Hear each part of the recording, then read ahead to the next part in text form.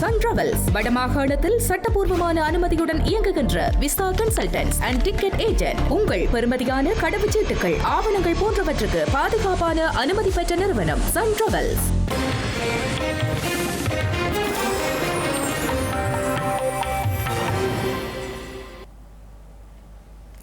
வணக்கம். இது ஐபிசி தமிழின் காலை நேர பிரதான செய்திகள். முதலில் தலைப்புச் செய்திகள். கிவலோயாவிற்கு எதிராக நெடுங்கணியில் திரண்ட மக்கள், அரசுக்கு எதிராகவும் கோஷம்.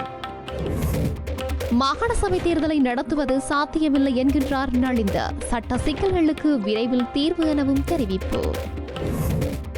தொழிற்சங்க நடவடிக்கையை தீவிரப்படுத்திய அரசு வைத்திய அதிகாரிகள் சங்கம், நெருக்கடியில் நோயாளர்கள்.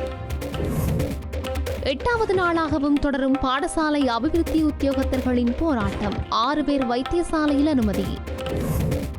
தமிழகத்தில் ஆட்சி இடமேறுவோம் என்கின்றார் விஜய், கட்சியின் 3ஆம் ஆண்டு தொடக்க விழாவில் தெரிவிப்பு. உக்ரைன் மீது தொடரும் ரஷ்யாவின் தாக்குதல்கள், சமாதான முயற்சிகளை புட்டின் மீறுவதாக குற்றச்சாட்டு. தொடர்பான விரிவான செய்திகள். ஸ்ரீலங்கா அரசாங்கத்தினால் முன்னெடுக்கப்படவுள்ள கிவலோயா திட்டத்துக்கு எதிர்ப்பு தெரிவித்து இன்று வவுனியா நெடுங்கணியில் போராட்டம் முன்னெடுக்கப்பட்டுள்ளது. வவுனியா, முல்லைத்தீவு மாவட்டங்களை மையப்படுத்தி கிவிலோயா திட்டம் நடைமுறைப்படுத்தப்படவுள்ளமையினால் தமிழ் மக்களின் பூர்வீக நிலப்பகுதிகள் பெருமளவில் பறிபோகும் என்பதுடன் குடியேற்றங்கள் மூலமாக குடிப்பரம்பலும் திட்டமிட்ட முறையில் மாற்றியமைக்கப்படும் என்று கூறப்படுகின்றது. இந்த நிலையிலேயே குறித்த திட்டத்திற்கு எதிராக இன்று காலை 10 மணிக்கு நெடுங்கணி பேருந்து நிலையம் முன்பாக போராட்டம் இடம்பெற்றுள்ளது. போராட்டக்காரர்கள் அங்கிருந்து பேரணியாக நெடுங்கணி பிரதேச செயலகம் வரை சென்று ஆர்ப்பாட்டத்தை முன்னெடுத்தனர். இந்த போராட்டத்துக்கு இலங்கை தமிழரசு கட்சி, ஜனநாயக தமிழ் தேசிய கூட்டணி, ஸ்ரீ டெலோ உள்ளிட்ட அரசியல் கட்சிகள், வன்னி மாவட்ட பொது அமைப்புகள் ஆதரவு தெரிவித்துள்ளன. மாகாண சபை தேர்தலை இந்த ஆண்டு நடத்துவது சாத்தியமற்றது என்று ஸ்ரீலங்கா அமைச்சர் நலிந்த ஜெயதிச தெரிவித்துள்ளார். நாடாளுமன்ற குழு கூட்டம் ஒன்றின் பின்னர் வடக்கு கிழக்கு நாடாளுமன்ற உறுப்பினர்களை அமைச்சர் நலிந்த ஜெயதிச சந்தித்த போது மட்டக்களப்பு நாடாளுமன்ற உறுப்பினர் ஒருவர் மாகாண சபை தேர்தலை நடத்துவதற்குரிய நடவடிக்கைகளை அரசு விரைவுபடுத்த வேண்டும் என்று வலியுறுத்தியுள்ளார். இதன்போது மாகாண சபை தேர்தலில் காணப்படும் சட்ட சிக்கல்களுக்கு விரைவில் தீர்வு காணப்படும் எனவும் அதற்குரிய ஆரம்பகட்ட நடவடிக்கைகள் எடுக்கப்பட்டுள்ளதாகவும் அமைச்சர் கூறியுள்ளார்.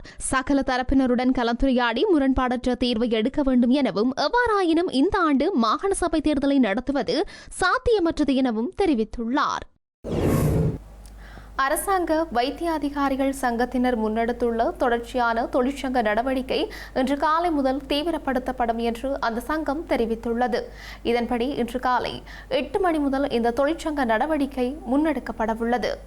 பல கோரிக்கைகளை முன்வைத்து கடந்த 26ஆம் தேதி இலங்கை முழுவதும் அரசாங்க வைத்திய அதிகாரிகள் சங்கத்தினரால் தொழிற்சங்க நடவடிக்கை ஆரம்பிக்கப்பட்டது. இதன்போது சுகாதார அமைச்சருக்கு தீர்வுகளை முன்வைக்க 48 மணி நேர அவகாசம் வழங்கப்பட்ட போதிலும் அமைச்சின் தரப்பில் இருந்த சாதகமான பதில் எவையும் கிடைக்கவில்லை என்று அந்த சங்கம் தெரிவித்துள்ளது. இதனையடுத்து கடந்த 31ஆம் தேதி கூடிய சங்கத்தின் நிறைவேற்றுக்குழு கூட்டத்தில் இன்று முதல் தொழிற்சங்க நடவடிக்கையினை தீவிரப்படுத்த ஏகமனதாக தீர்மானிக்கப்பட்டது. தமது கோரிக்கைகள் தொடர்பில் சுகாதார அமைச்சு சாதகமான தீர்வுகளை வழங்க தவறியுள்ளதால் இன்று முதல் தொழிற்சங்க நடவடிக்கைகளை மேற்கொள்ள தீர்மானித்துள்ளதாக அந்த சங்கம் குறிப்பிட்டுள்ளது. இதன்படி வைத்தியசாலைகளில் இல்லாத மருந்து வகைகள் மற்றும் உபகரணங்களை வெளியிலிருந்து பெற்றுக் கொள்ளுமாறு நோயாளர்களுக்கு பரிந்துரைத்து துண்டுகளை வழங்குவதை நிறுத்துதல், வைத்தியசாலைகளில் மேற்கொள்ள முடியாத ஆய்வக பரிசோதனைகளை வெளியில் செய்து கொள்ளுமாறு நோயாளர்களுக்கு பரிந்துரைப்பதை தடுத்தல், அரசியல் குழுக்களினால் ஏற்பாடு செய்யப்படும் சுகாதார முகாம்கள் மற்றும் சிகிச்சை நிலையங்களில் தன்னார்வமாக பங்கேற்பதில் இருந்து விலகுதல், தேவையான எண்ணிக்கையிலான வைத்தியர்களின்றி வைத்தியசாலை கட்டமைப்பில் புதிதாக திறக்கப்படும் நோயாளர் விடுதிகள் மற்றும் அலகுகளுக்கு வைத்தியர்களை நியமிப்பதை தடுத்தல், நோயாளர்களின் பாதுகாப்பு மற்றும் தனியுரிமையை பேண தேவையான போதிய வசதிகள் மற்றும் உதவிகளின்றி நோயாளர்களை பரிசோதிப்பதில் இருந்து விலகுதல், நிபுணத்துவ வைத்தியர்கள் தாங்கள் நியமிக்கப்பட்டுள்ள வைத்தியசாலையில் மாத்திரம் சேவையாற்றுவதுடன் நிபுணத்துவ வைத்தியர்கள் இல்லாத ஏனைய வைத்தியசாலைகளுக்கு சென்று மேலதிக கடமைகளை ஆற்றுவதிலிருந்து விலகுதல் போன்ற நடவடிக்கைகளில் இருந்து விலகி தொழிற்சங்க போராட்டத்தை தீவிரப்படுத்துவதாக அரச வைத்திய அதிகாரிகள் சங்கம் குறிப்பிட்டுள்ளது. ஆசிரியர் சேவையில் தங்களை உள்வாங்குமாறு வலியுறுத்தி ஜனாதிபதி செயலகத்திற்கு முன்பாக பாடசாலை அபிவிருத்தி உத்தியோகத்தர்கள் முன்னெடுத்து வரும் உணவு தவிர்ப்பு போராட்டம் இன்று 8வது நாளாகவும் தொடர்கின்றது. ஜனாதிபதி செயலகத்திற்கு முன்பாக பாடசாலை அபிவிருத்தி உத்தியோகத்தர்கள் உணவு தவிர்ப்பு போராட்டத்தை தொடர்ந்து முன்னெடுத்து வருவதனால் போராட்டத்தில் பங்கேற்று பலரது உடல்நிலை மோசமடைந்துள்ளது. இந்த நிலையில் போராட்டத்தில் ஈடுபட்டிருந்த மற்றொரு உத்தியோகத்தரது உடல்நிலை மோசமடைந்த நிலையில் அவசர சிகிச்சைக்காக கொழும்பு தேசிய மருத்துவமனையில் அனுமதிக்கப்பட்டார்.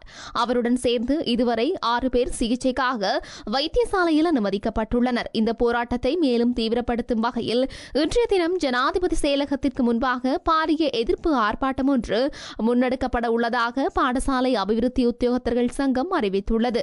கடந்த 6 வருடங்களுக்கும் அதிகமாக பாடசாலைகளில் கற்பித்தல் பணிகளில் ஈடுபட்டு வரும் தங்களை எவ்வித நிபந்தனைகளுமின்றி ஆசிரியர் சேவையில் நிரந்தரமாக இணைக்க வேண்டும் என்பதே இந்த அபிவிருத்தி உத்தியோகத்தர்களின் பிரதான கோரிக்கையாக உள்ளது. இந்த போராட்டம் தீவிரமடைந்துள்ள நிலையில் நாளை மாலை 6 மணிக்கு ஜனாதிபதியுடன் பேச்சுவார்த்தை நடத்துவதற்கு சந்தர்ப்பம் வழங்கப்பட்டுள்ளமை குறிப்பிடத்தக்கது. இலங்கையில் எந்தவொரு பிள்ளையும் பொருளாதார கஷ்டங்கள் காரணமாக தொழிற்கல்வி அல்லது உயர்கல்வி வாய்ப்புகளை இழக்காத வகையில் அரசாங்கத்தின் உத்தேச கல்வி திட்டங்கள் அமைய வேண்டும் என்று ஸ்ரீலங்கா பிரதமர் ஹரணி அமரசூரிய தெரிவித்துள்ளார். பல்வேறு தொழிற்கல்வி நிறுவனங்களின் பாதிட்டு திட்ட உருவாக்கம் மற்றும் மூலோபாய திட்டமிடல் குறித்த பட்டறை ஒன்றில் கலந்து கொண்டு உரையாற்றும் போதே அவர் இதனை தெரிவித்துள்ளார். தொழிற்கல்வித்துறையுடன் தொடர்புடைய நிறுவனங்களின் அபிவிருத்தி திட்டங்கள் தேசிய பொருளாதார அபிவிருத்தி திட்டத்துடன் சீரான முறையாக இணைக்கப்பட வேண்டியதன் அவசியத்தை பிரதமர் வலியுறுத்தியுள்ளார். மேலும் தொழிற்கல்வி நிறுவனங்கள் வரும் திறமையான பணியாளர்களை மட்டும் உருவாக்காமல் கருணை மற்றும் ஒழுக்க விழுமியங்களை கொண்ட மனிதநேயமிக்க நிபுணர்களை உருவாக்க வேண்டும் என்று அவர் கேட்டுக்கொண்டார். செயற்கை நுண்ணறிவு புரட்சி வேலைவாய்ப்பு சந்தையை எவ்வாறு மாற்றியமைக்கின்றது என்பதை உலகம் முழுமையாக புரிந்து கொள்ளவில்லை எனவும், எனவே தொழிற்கல்வியை நாட்டின் முதன்மை கல்வி முறைக்குள் ஒருங்கிணைக்கும் சீர்திருத்தங்கள் காலத்தின் கட்டாயமாகும் எனவும் கூறியுள்ளார். முந்தைய தொழில் புரட்சிகளில் நடந்தது போல இலங்கை ஓரங்கட்டப்படக்கூடாது எனவும், தொழில்நுட்ப நிகழ்நிலை கல்வியை வழங்கினாலும் முதியோர் மற்றும் சிறுவர் பராமரிப்பு போன்ற மனிதநேயம் தேவைப்படும் துறைகளில் அதன் தாக்கம் குறைவாகவே உள்ளது எனவும் தெரிவித்துள்ளார். எனவே மென்திறன்கள் மற்றும் மனிதநேய அணுகுமுறைக்கு முக்கியத்துவம் அளிக்கப்பட வேண்டும் என்று பிரதமர் குறிப்பிட்டுள்ளார். மத்துகம காவல் நிலையத்தில் தோட்டாக்களுடன் கைத்துப்பாக்கி ஒன்று காணாமல் போன சம்பவம் தொடர்பில் 2 காவல்துறையினர் கைது செய்யப்பட்டுள்ளனர். மத்துகம காவல் நிலையத்தில் இருந்த கைத்துப்பாக்கி ஒன்றும் 10 தோட்டாக்களும் காணாமல் போனதாக நேற்று அறிவிக்கப்பட்டது. மத்துகம காவல் நிலையத்தின் உபசேவை பொறுப்பில் இருந்த கைத்துப்பாக்கியும் 10 தோட்டாக்கள் அடங்கிய மெகசின் ஒன்றுமே இவ்வாறு காணாமல் போயுள்ளதாக காவல்துறை ஊடகப் பிரிவு குறிப்பிட்டுள்ளது. கடந்த ஜனவரி 26 முதல் அவை காணாமல் போயுள்ள விடயம் தெரிய வந்துள்ளது. இந்த நிலையிலேயே அந்த காவல் நிலையத்தின் காவல்துறை பரிசோதகர் மற்றும் கான்ஸ்டபிள் ஆகியோர் கைது செய்யப்பட்டுள்ளனர். இது தொடர்பில் மத்துகம காவல்துறையினர் மேலதிக விசாரணைகளை முன்னெடுத்துள்ளனர். வவுனியாவில் நேற்றிரவு இடம்பெற்ற விபத்தில் பெண்கள் உட்பட 7 பேர் காயமடைந்துள்ளனர். வவுனியா நகரிலிருந்து பூந்தோட்டம் பகுதி நோக்கி சென்ற முச்சக்கர வண்டியும் பூந்தோட்டம் பகுதியிலிருந்து வவுனியா நோக்கி சென்று கொண்டிருந்த மற்றொரு முச்சக்கர வண்டியும் மோதியதில் இந்த விபத்து இடம்பெற்றுள்ளது. விபத்தில் 2 முச்சக்கர வண்டிகளின் சாரதிகள் உட்பட அதில் 7 பேர் காயமடைந்த நிலையில் வவுனியா வைத்தியசாலையில் அனுமதிக்கப்பட்டுள்ளனர். விபத்து தொடர்பான விசாரணைகளை காவல்துறையினர் முன்னெடுத்துள்ளனர். 2026 சட்டமன்ற தேர்தல் களம் இதுவரை இல்லாத புதிய சூழலை சந்தித்துள்ளதாக தமிழக வெற்றிக் கழக தலைவர் விஜய் தெரிவித்துள்ளார். தமிழக வெற்றிக் கழகத்தின் 3ஆம் ஆண்டு தொடக்க விழாவை முன்னிட்டு கட்சியின் தலைவர் விஜய் தொண்டர்களுக்கு வாழ்த்து தெரிவித்து வெளியிட்ட அறிக்கையில் இதனை கூறியுள்ளார். 2026 சட்டமன்ற தேர்தல் களம் புதிய சூழலை சந்தித்துள்ளமை தனது அரசியல் வருகையினால் என பலரும் கூறுவதாக விஜய் தெரிவித்துள்ளார். எனவே இந்த சூழலில் அரசியல் களத்தை நமதாக்கி தேர்ந்த தெளிவுடனும் திறன்மிக்க நுட்பத்துடனும் தேர்தல் அரசியல் வெற்றியின் வாயிலாக அதிகார அரசியல் அங்கீகாரம் நோக்கி செல்ல வேண்டும் என்றும் அவர் கூறியுள்ளார். அனைத்து மக்களின் அமோக ஆதரவுடன் தீர்க்கமுடன் ஒற்றுமையாக களமாடி ஆட்சி பீடத்தை ஏற்றுக்கொள்ளும் ஜனநாயக இலக்கை உறுதியாக வெல்வோம் என்று விஜய் நம்பிக்கை வெளியிட்டுள்ளார். கிழக்கு உக்ரைனில் ரஷ்யா ஆளில்லா விமான தாக்குதலில் 12 சுரங்க தொழிலாளர்கள் உயிரிழந்துள்ளதாக அந்த நாட்டின் மிகப்பெரிய தனியார் எரிசக்தி நிறுவனம் தெரிவித்துள்ளது. டினிப்ரோ பெட்ரோக்ஸ் பகுதியில் தொழிலாளர்களை ஏற்றிச் சென்ற பேருந்து மீது நேற்று தாக்குதல் நடத்தப்பட்டுள்ளது. இதன்போது 15 பேர் காயமடைந்ததாக குறிப்பிடப்படுகின்றது. அதே நேரம் நேற்றிரவு ரஷ்ய தாக்குதல்களில் 2 பேர் கொல்லப்பட்டதுடன் 9 பேர் காயமடைந்தனர். சபோரிஜியாவில் உள்ள மகப்பேறு மருத்துவமனையை ஆளில்லா விமானம் தாக்கியதில் 6 பேர் காயமடைந்துள்ளனர். இந்த நிலையில் மருத்துவமனை மீதான தாக்குதல் ரஷ்ய ஜனாதிபதி விளாடிமிர் புடின் சமாதான முயற்சிகளுக்கு மாறாக பொதுமக்களுக்கு எதிராக போரை தொடர்வதை எடுத்துக்காட்டு உக்ரைன் வெளியுறவு அமைச்சர் ஆண்ட்ரி சிபிகா தெரிவித்துள்ளார். செய்திகளின் நிறைவாக மீண்டும் தலைப்புச் செய்திகள். கிவலோயாவிற்கு எதிராக நெடுங்கணியில் திரண்ட மக்கள், அரசுக்கு எதிராகவும் கோஷம். மாகாண சபை தேர்தலை நடத்துவது சாத்தியமில்லை என்கின்றார் நலிந்த. சட்ட சிக்கல்களுக்கு விரைவில் தீர்வு எனவும் தெரிவிப்பு. தொழிற்சங்க நடவடிக்கையை தீவிரப்படுத்திய அரசு வைத்திய அதிகாரிகள் சங்கம், நெருக்கடியில் நோயாளர்கள்.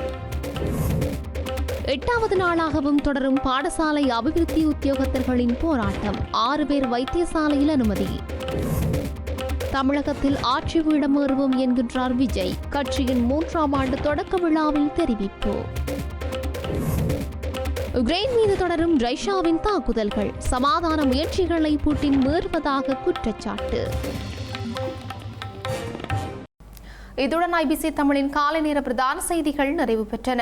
உடனுக்குடன் செய்திகளை அறிந்து கொள்ள ibctamil.com என்ற எமது இணையதளத்தை பார்வையிடுங்கள். வணக்கம்.